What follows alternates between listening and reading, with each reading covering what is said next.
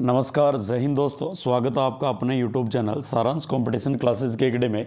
और आज अपन चर्चा करने वाले हैं कि जो एसएससी जीडी एग्ज़ाम आपका जो एसएससी द्वारा कंडक्ट करवाया जाता है, इसमें पुराने क्वेश्चन कौन से आ रखे हैं, ताकि एक बार अपन को नॉलेज हो जाए तो उसके बाद में अपन अगर एग्ज़ाम देने जाए तो हूबहू बहुत सारे प्रश्न आपको इनमें से मिल जाएंगे।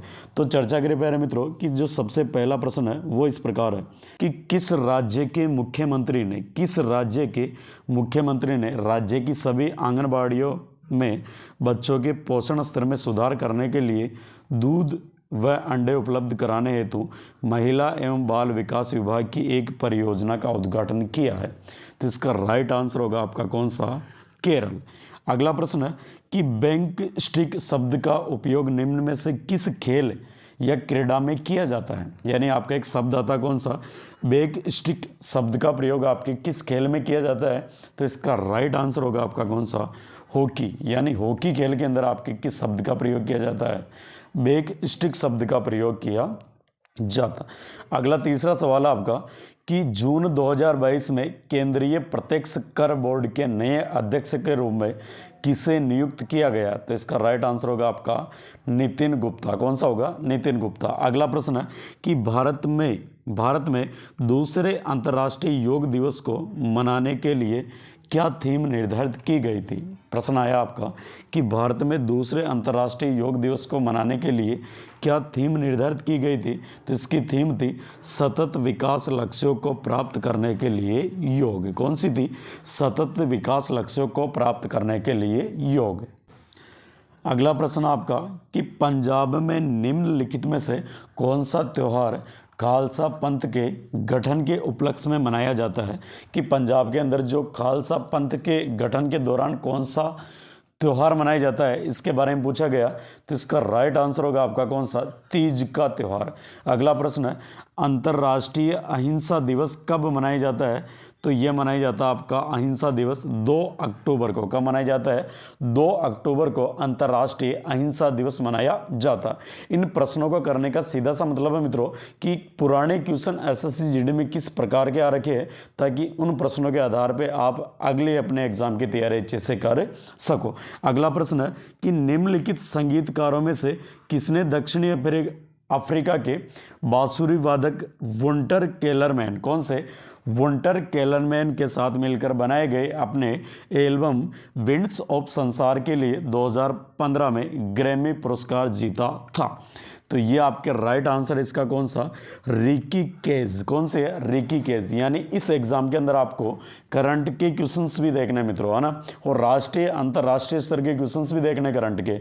यानी इनसे यही अपन को क्लियर हो रहा कि करंट अपन को कंप्लीटली पूरी देखनी है। अगला प्रश्न है कि निम्नलिखित में से किसे भारतीय शास्त्रीय संगीत में सरोद सम्राट के नाम से जाना जाता है? यानी किस भारतीय संगीतकार को सरोद सम्राट के नाम से जाना जाता है? तो इनका नाम है अमजद अली खान। कौन से है मित्रों? अमजद अली खान को किस नाम से जाना जाता है? सरोद सम्राट के नाम से जाना जाता है। अगला प्रश्न है अनबुझा चूना। कौन सा? अनबुझा चूना यानी ऐसा चूना जो बुझा हुआ नहीं है का रासायनिक सूत्र कौन सा है? तो इसका रासायनिक सूत्र होगा आपका कौन सा? CaO। कौन सा होगा? CaO। ठीक है मित्रों, यानी अनबुझा हुआ चूना जिसका रासायनिक सूत्र आपका कौन सा? CaO। भारत में वायुदूत एयरलाइन की स्थापना कब हुई थी? प्रश्न आपका कि भारत में वायुदूत एयरलाइन की स्थापना कब हुई थी? तो इसका राइट आंसर हो जाएगा मित्रों आपका 1981 में भारत में वायुदूत एयरलाइन की स्थापना की गई थी। अगला प्रश्न है कि अब्दुल करीम खां, कौन से? अब्दुल करीम खां हिंदुस्तानी संगीत के किस स्कूल के प्रतिपादक थे? यानी प्रश्न आपका कि अब्दुल करीम खान हिंदुस्तानी संगीत के किस स्कूल के प्रतिपादक थे? तो इसका राइट आंसर होगा आपका कौन सा? किराना घराना मित्रों। कौन सा होगा? किराना घराना आपका राइट आंसर होगा। अगला प्रश्न है कि निम्नलिखित में से कौन सा त्यौहार है अगस्त सितंबर के महीने में मनाया जाता है? यानी कौन सा त्यौहार आपका अगस्त सितंबर के महीने में मनाया जाता? तो यह राइट आंसर होगा आपका कौन सा? ओणम का त्यौहार। कौन सा? ओणम का त्यौहार आपका अगस्त सितंबर में मनाया जाता है। अगला प्रश्न है कि युवा ओलंपिक खेलों के पहले संस्करण का आयोजन कहाँ किया गया था? तो इसका राइट आंसर होगा आपका कौन सा? सिंगापुर। यानी आपके जो युवा ओलंपिक खेल है इनके पहले संस्करण का जो आयोजन किया गया था वो किया गया था माय डियर सिंगापुर में। कहाँ पे? सिंगापुर में किया गया था। अगला प्रश्न है कि निम्नलिखित में से किसमें, निम्नलिखित में से किस शहर में अंतर्राष्ट्रीय सैन्य खेल परिषद द्वारा आयोजित 2019 के सैन्य विश्व खेलों की मेजबानी की थी? निम्न में से किस शहर में अंतर्राष्ट्रीय सैन्य खेल परिषद द्वारा आयोजित 2019 के सैन्य विश्व खेलों की मेजबानी की थी? तो इसका राइट आंसर होगा आपका कौन सा शहर? वुहान शहर। कौन सा शहर? वुहान शहर, जो आपका चीन के अंदर पड़ता है। इंदिरा गांधी शहरी रोजगार गारंटी योजना 2022 किस राज्य सरकार द्वारा लागू की गई है? यह प्रश्न आपका कौन सा कि इंदिरा गांधी शहर रोजगार गारंटी योजना 2022 किस राज्य सरकार द्वारा लागू की गई है? तो इसका राइट आंसर आपका कौन सा है? राजस्थान सरकार द्वारा। किनके द्वारा? राजस्थान सरकार द्वारा लागू की गई है, अशोक गहलोत के द्वारा। अगला प्रश्न है कि निर्माण श्रमिकों के कौशल को उन्नत करने के लिए मिशन कुशल कर्मी, कौन सा? मिशन कुशल कर्मी शुरू किया गया था। यह कार्यक्रम किस सरकार द्वारा किया गया था मित्रों, है ना?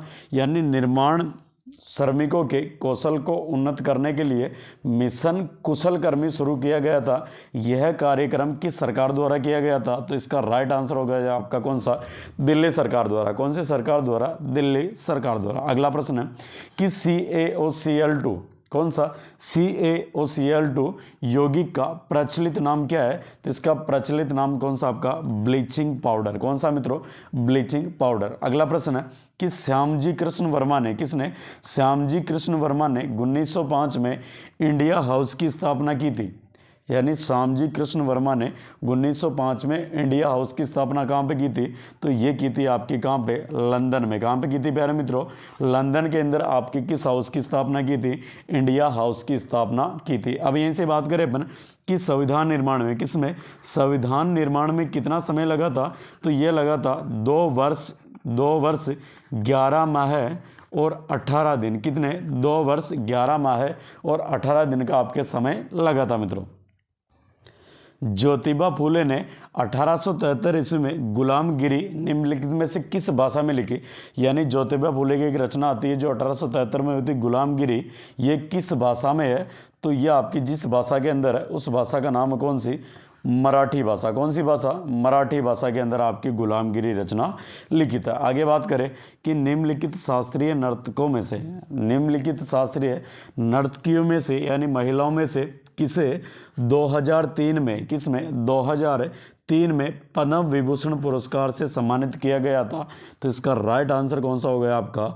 सोनल मानसिंह। कौन सा? सोनल मानसिंह, जो आपकी महिला नृत्यकार है, इनको 2003 में पद्म विभूषण पुरस्कार से सम्मानित किया गया था। अगला प्रश्न है कि निम्न में से कौन सी लोक नृत्य शैली, निम्न में से कौन सी लोक नृत्य शैली गुजरात राज्य से संबंधित है? किससे? गुजरात राज्य से संबंधित है। तो इसका राइट आंसर होगा आपका कौन सा? डांडिया रास। कौन सा? डांडिया रास। ओके भाई, तो गुजरात का कौन सा नृत्य प्रसिद्ध है आपका? तो डांडिया नृत्य आपका कहाँ का? गुजरात का प्रसिद्ध है। अगला है कि निम्नलिखित विकल्पों में से सही युग्म का चयन कीजिए। तो इसमें जो आपका राइट आंसर था उस समय मित्रों कि चौथी पंचवर्षीय योजना, ये किससे संबंधित थी? आपकी परिवार नियोजन कार्यक्रम से संबंधित थी। अगला प्रश्न है सेंट पीटर्सबर्ग को व्लादिवोस्तोक से जोड़ने वाले रेल मार्ग का क्या नाम है? तो इस रेल मार्ग का नाम आपके कौन सा है? Trans Siberian Railway. कौन सा है? Trans Siberian Railway.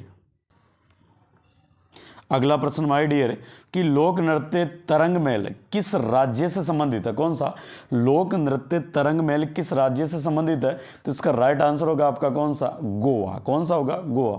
अगला प्रश्न है कि कौन सी बॉलीवुड कोरियोग्राफर, कौन सा बॉलीवुड कोरियोग्राफर 2003, 2007, 2009 में 3 बार राष्ट्रीय पुरस्कार विजेता रहा है या रही है? उन्होंने संजय लीला भंसाली की फिल्म देवदास सहित कई फिल्मों में काम किया। तो इसका राइट आंसर होगा आपका कौन सा? सरोज खान। कौन सा होगा? सरोज खान। अगला प्रश्न है पंडित रविशंकर, कौन से? पंडित रविशंकर के गुरु कौन थे? तो इनका राइट आंसर होगा आपका कौन सा? अलाउद्दीन खान। कौन सा था? अलाउद्दीन खान, जो आपके पंडित रविशंकर के गुरु थे भाई। अगला प्रश्न है कि किस राज्य को भारत में अपनी तरह का पहला राज्य स्तरीय पक्षी एटलस मिला है? किस राज्य को भारत में अपनी तरह का पहला राज्य स्तरीय पक्षी एटलस मिला है? इसका राइट आंसर होगा आपका कौन सा? केरल को मिला भाई। किसको मिला है? केरल को। प्रश्न है कि निम्नलिखित में से कौन सा तथ्य पीसी महालनोबिस से संबंधित है जिन्होंने भारत की पंचवर्षीय योजनाओं के निर्माण में योगदान दिया था? तो बात करें कि इसका राइट आंसर कौन सा था आपका, कि उन्होंने भारतीय सांख्यिकी संस्थान की स्थापना की थी। क्या योगदान दिया था इन्होंने, महालनोबिस ने? कि इन्होंने भारतीय सांख्यिकी संस्थान की क्या की थी? स्थापना की थी। अगला प्रश्न है कि शीतकालीन युवा ओलंपिक खेल 2024 का आयोजन कहाँ होगा? तो इसका राइट आंसर आपका कौन सा? गंगवान में होगा भाई। कहाँ पे होगा? गंगवान में होगा। अगला प्रश्न है कि AIBA, कौन सा? AIBA मुक्केबाजी जूनियर लड़कों और लड़कियों की प्रतियोगिता में मुकाबलों में प्रत्येक राउंड में कितने मिनट होते हैं? तो इसका राइट आंसर होगा आपके कितने मिनट होते हैं? 2 मिनट। तो इस प्रकार अपन ने कुछ जानकारी ली मित्रों कि SSC GD के अंदर किस प्रकार के आपके प्रश्न आते हैं। तो इसमें मित्रों आपको लेवल लेके चलना पड़ेगा, अंतर्राष्ट्रीय लेवल, राष्ट्रीय लेवल और राज्य स्तरीय लेवल। इसके लिए आपकी जो पूरे संपूर्ण भारत की स्टैटिक GK है उसको आपको तैयार करनी होगी। उसके अलावा करंट अफेयर्स पे आपको अच्छा फोकस करना होगा। इसके अलावा आपकी जो मैथ वगैरह आती है इन सब में आपको अच्छी महारत हासिल करनी होगी मित्रों। तो इस श्रृंखला के अंदर आज अपन ने मित्रों 30 प्रश्न देखे हैं। तो रेगुलर इस श्रृंखला के अंदर अपन कुछ प्रश्न देखेंगे और एग्जाम से पहले तक मित्रों अपन कंप्लीट जितने प्रश्न पुराने आ रखे उनको अपन कवर कर लेंगे। तो धन्यवाद मित्रों, और आशा और उम्मीद करते हैं कि आपको क्लास अच्छी लगी होगी, और अच्छी लगी है तो चैनल को लाइक करें, शेयर करें, सब्सक्राइब करें। धन्यवाद मित्रों।